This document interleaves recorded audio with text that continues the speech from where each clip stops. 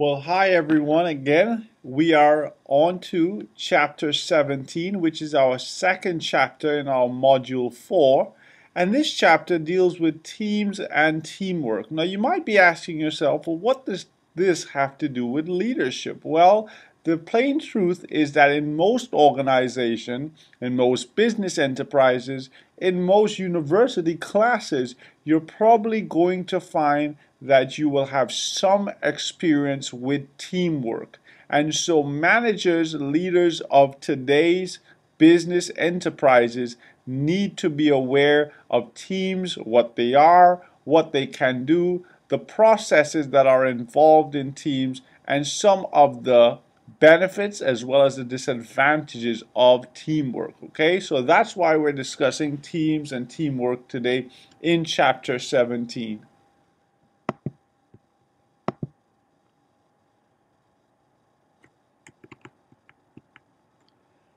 The first thing that we're going to do is, of course, define what a team is. And you might say, well, I do already know what a team is, but we'll look at the definition and see if it makes sense in terms of what you already appreciate a team to be. It says it's a small group of people with complementary skills who interact and work with one another to achieve shared goals. Well, that sounds a lot like a group of people, right? People coming together that work together. Well, yes, it's true. A team is in essence a group, but there's something about teams that make them special and can be distinctive from just being a group. One, of course, is that it's people with complementary skills. You don't want just people in a team that all do the same thing. Think about athletic teams. Think about soccer teams or basketball teams or football teams. You have people in that organization, in that team, that all have different types of skills that, when brought together, actually complement each other. So that's what you want, people with complementary skills. And you want them, of course, to work together, to work with a common purpose, and to have some level of a shared goal achievement. Okay, so you want them working together, accountable to each other, and therefore interacting to benefit from each other's skills. Teamwork is thus the process of people actively working together to accomplish common goals. And that's what you want.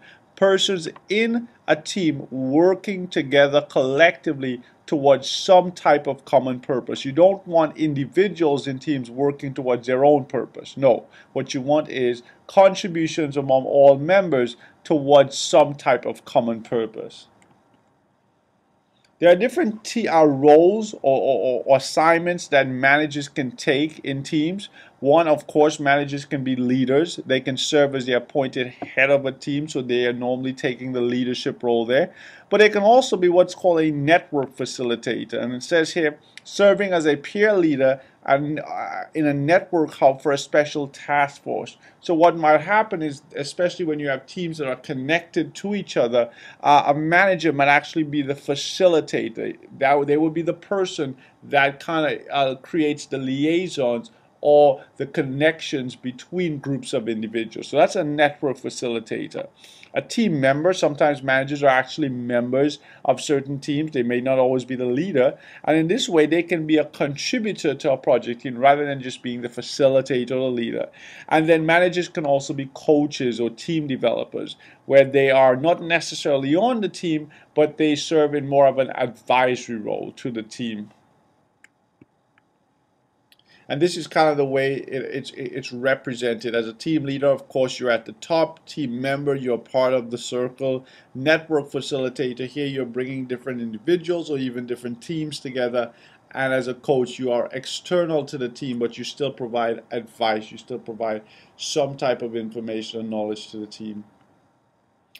Well, I'm certain that you've heard this term before, but oftentimes it's misunderstood. So let's discuss it a bit. Synergy. What is synergy? It says it's the creation of a whole that is greater than the sum of its individual parts. So what do we mean by that? We are suggesting that when people come together and work together with their complementary skills towards some shared effort or some shared objective, that what they create, the end product, is actually greater than if they had just simply done individual work, had individual efforts, and then combined those efforts together.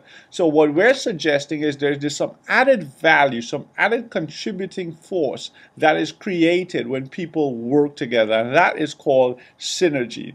And it says here, a team uses its membership resources to the fullest and thereby achieves through collective action far more than could be achieved otherwise. So again, the argument is that in teams, in team interaction and through teamwork, there is something greater, some greater value that is being created here than if the individual parts were allowed to do their individual activities, and then those activities, those efforts, those results were then combined. So there's some additional benefit, of course, that we are arguing comes from teamwork. Here are some of the many benefits that teams can give to organizations. And of course, being part of a team, we at university, in university class, I should say, professors oftentimes try to illustrate these benefits to people, to students, to convince you that there is some significance, there is some benefit to actually working in teams. And some of these benefits are, one, again, the performance gains through synergy. You can do more together than you can do as individuals. More resources for problem solving, okay? More heads, more knowledge, more experience, more information, and therefore hopefully more creativity that comes through problem solving. And that leads into improved creativity, of course, and innovation. People don't think alike, and so when you bring people together and different thought patterns and different thoughts kind of start gelling, you have that creativity. Improved quality of decision making. People start questioning certain things, and therefore we have to rethink some assumptions, and hopefully the quality of our decisions become better. Member commitment to task. And people feel that as part of a team they belong now. They feel that they have some accountability and some responsibility to others, and so therefore they might be more committed. Motivation of members. Again, people want to belong and they feel now, hey, I'm part of something greater than myself. That's the motivation. And this satisfaction that comes from members, especially being part of a very effective and very successful teams, that brings satisfaction to the individual. But of course, there are significant problems that come from teams, and I know many of you are right now, while I was going through the benefits, you were saying, but wait, I've had some issues. Of course you've had. Teams are not perfect, and you will realize that just because teamwork doesn't work or hasn't worked in the past does not mean there aren't benefits. But of course there are problems, and if teams are not managed effectively or not coordinated effectively, then you can see a lot of these problems. A major problem that occurs in teams, regardless of whether it's in a university class or in an organization, is your personality conflicts. People have different personalities. They don't necessarily always get along, and sometimes those personalities can be in direct conflict with each other. When that happens, it's very difficult for people to look beyond their personal traits or their personalities and find some common ground. And that's often a major obstacle to team success. It happens in in professional sports, and I said it happens in businesses. Excuse me. Individual differences in work styles. This also happens often in organizational teams, but it happens in classes as well. I remember quite vividly that I had a student team, and in this team there were some individuals who liked to finish their task right away. So when I would give them an assignment, a couple of the individuals in the teams would work on this assignment right away and get it done and send it to their other team members. And there were other team members in that team, I should say, that liked to kind of wait for the last minute. They had a different working style, and they waited a little bit before they actually did the assignment, and that would drive the ones who did the assignment very quickly. It would drive them absolutely crazy because of the work style. Some people work slower than others. Some people just have a different way of approaching a problem, and that can be tenuous. That can be a tense situation when people have different work style. Ambiguous agendas, not really sure what we need to get done, when we need to get done, what are our priorities. That can have problems in terms of motivating members to stay committed. Ill-defined problems. Again, we're not really sure what we're working on, what is supposed to be our output, and that can lead to problems in managing the team, managing the efforts of the team members. How about social loafing? Well, I think most of you would agree with this. This is probably one of the biggest problems that you face in teams, especially very large teams. It's the tendency of some people to avoid responsibility, because oftentimes what's graded or what's evaluated, it's the team output rather than individual outputs. Some people feel that they don't necessarily have to contribute, and therefore they do what's called free riding.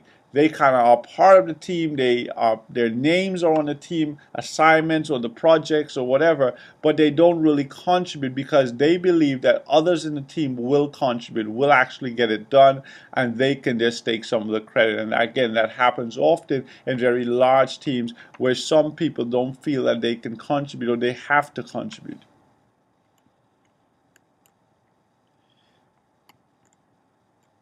What we'll turn to next is the discussion of formal and informal groups. It is very similar to our discussion of formal and informal structures that we had in, I believe it was chapter 11. And informal groups, what they are is they're officially recognized and supported by the organization. So these are teams that have been created by the organization for some specific purpose. They're so specifically created to perform some task. So it might be a product creation team. It might be a research design team. It might be an international expansion team. All of these have specific tasks, specific responsibilities, and they were created to fulfill those responsibilities. And the managers in these organizations, the leaders, they often serve as the linking pins. They're the ones that facilitate the role and bring facilitate the work, I should say, and bring teams together. But also in organizations, much like you have informal structures, you can have informal groups. And these are the ones, again, that are not specifically created by the organization. You won't see them in an organizational chart, but they emerge as part of the informal structure that was discussed in chapter 11. This is more of a spontaneous or natural relationships, people essentially socializing. And it could be people coming together because they have common interests. Someone says, you know what, I like to recycle, you like to recycle, let's kind of bond, let's form a group, if you will. Friendships, hey, we barbecue, we hang out, people socialize in organizations, and it could also be support groups, people that have gone through similar experiences and that need support can find people within their organization to meet with and discuss things like that. And informal groups, yeah, they of course, just like informal structure, can be beneficial, especially in terms of people that aren't necessarily widely socialized into the organization. That can be a way for them to actually feel committed, to identify with people in the organization, to fulfill that need of socialization and relationship. And so it can have a definite positive impact, and it can help satisfy social needs. But just like informal structures, it could be problematic. Again, and informal groups start supplanting or start becoming more important to people than the formal groups. Then you can have tension, you can have conflict. People start wanting to identify or support their informal groups more than the formal groups. So you might have some insubordination. All of these issues that you would have with informal structures can also occur with informal groups. Some examples of formal groups, or maybe some trends that we're seeing right now in the way that teams are applied in organization. Well, one, committees. And I don't know if you've ever been part of a committee. I am part of committees in the university and even in the division of business. And what they are is that outside of your daily job assignment, it's either what you are specifically required to do for your job, you may be part of a work team or work group that has been convened or been created for some type or some specific purpose, right? Your agenda is perhaps narrow, focused, but it's ongoing. So, for example, in the university, we have committees that meet on syllabi, that look over syllabi and ensure that they are up to standard. We have committees that meet about salaries. We have committees that meet about ethics. All of these they have a specific agenda, they have a specific focus, and they're ongoing. Now, the membership may change, that might be revolving, but the committees are perhaps there for a long period of time. A shorter convened team is something like a project team or a task force. And again, people from various parts of the organization are brought together to face or to deal with some common problem, but that is normally done on a very temporary basis. So, for example, a project team was created recently in the university to help restructure the College of Arts and Sciences. They had a specific agenda. They were brought together, however, for a short period of time to get that done. And once it had been finished, or once the restructuring had culminated, that team was disbanded. Their official tasks are very specific and time defined, so they had a period of time in which to do that. And as I said, once the task is completed, they are disbanded. You're also seeing a use of cross-functional teams many times. And if you remember our discussion about structure, we talked about the advantage of the matrix was that and even a divisional structure, was that it allowed people from different functional areas of the organization to interact and work with each other. So in cross-functional teams, members come from all different functional areas of the organization, be it accounting, finance, marketing, research and development, supply chain, whatever it is, they come from all these areas, and the teams are created essentially to break down some of those silos, some of that myopia that would have found those. Remember, if you remember the functional structure, those functional chimneys, the cross-functional teams are created in essence to try to break some of those walls down, to break some of those silos down. And so when you have those people coming from these different parts of the organization, they may have never interacted with each other before, and they may have never fully understood what other functional areas did in the organization. Well, through this interaction, they can learn from each other, they can appreciate what other functional areas do, and they can also try to find some commonalities and find areas for cooperative endeavor between and among functional areas. But you have to be careful, because people can get into these cross-functional teams and still keep their functional chimneys up. And if that occurs, you're going to see a lack of communication. Although people are brought together, they may not necessarily want to interact with each other. Another trend that you're seeing that are becoming common in a lot of organizations is this concept of the self-managing team. And what are self-managing teams? It says here they have the authority to make decisions about how they share and complete their work. So in a self-managing team, as the name implies, the people within the team are actually the managers of the team. So they're the ones that make decisions. They're the ones that basically control and evaluate themselves, and they ensure that the work is shared and the work is also completed. And so with self-managing teams, you need people that have a lot of self-discipline, people that have that intelligence and that ability to ensure that they are held mutually accountable and that the work is completed. So you can't have people that are free riding in a self-managing team, because essentially there's no one outside of the team, or no one on top of the team that is going to be able to discipline free riders or discipline people who are loafing, who are not pulling their weight. The team does that. And so everybody in the team has to be committed, has to be able to manage themselves. So that's one of the key features of self-managing teams. And here you see some of the characteristics I was just discussing. Members are held collectively accountable, so everyone is accountable to each other and for the performance of the entire team. The members have discretion in distributing tasks, so you as a team decide who does what. You have discretion also in terms of scheduling work within the team. That is decided amongst the team members. Members are able to perform more than one job. So oftentimes in a self-managing team, you would have people doing multiple tasks, multitasking.